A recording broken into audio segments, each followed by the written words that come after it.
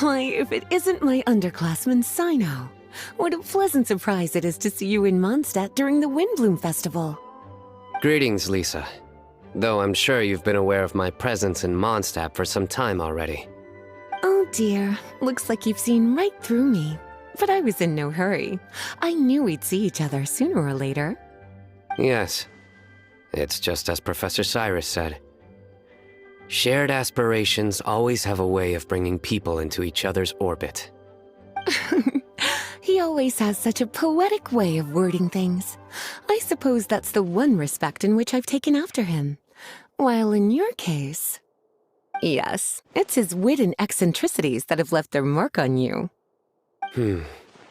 I'm not sure that describes me very aptly these days, given that I'm now the General Mahamatra.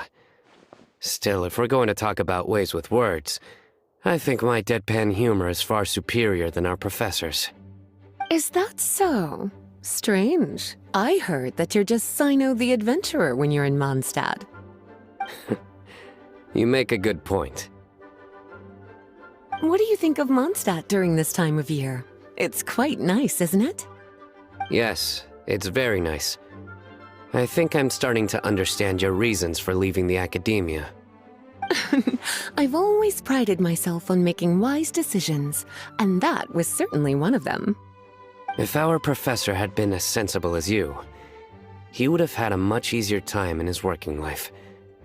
Being stubborn doesn't help anybody. Well, if even you feel comfortable criticizing him now that he's retired, it really goes to show how much he's changed. Stubbornness is an all-too-common vice among scholars. I hope that never rubs off on you. I'm always happy to see you visit Mondstadt and experience the feeling of freedom for yourself. I heard the latest news about Kale, too. No doubt the traumas of her childhood will persist for a while to come. But I have to say, she appears to be doing quite better this time than on previous visits. I suppose you're something of a mentor to her, aren't you? Now that I think about it, the two of you aren't so dissimilar.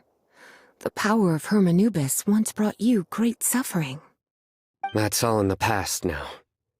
Besides, Professor thankfully didn't treat me like a test subject for the priestess power like the higher-ups had hoped, even though I was a desert dweller. Instead, he gave me the tools I needed to lead the life I have today. He adopted me, educated me, taught me how to fit into society. I am very grateful to him. You are very gifted, and sometimes that can become its own curse. But he has reason to be grateful to you too. Without you as his son/student, he may have never changed his stubborn ways. As a fellow student of his, I couldn't be happier for the two of you. Well, look at how quickly this developed from small talk to a deep and serious conversation. That's one thing I do miss about my academia days. By virtue of being another of his students, you are as much a part of Professor's family as I. It's perfectly natural for a daughter to inherit her father's conversation style.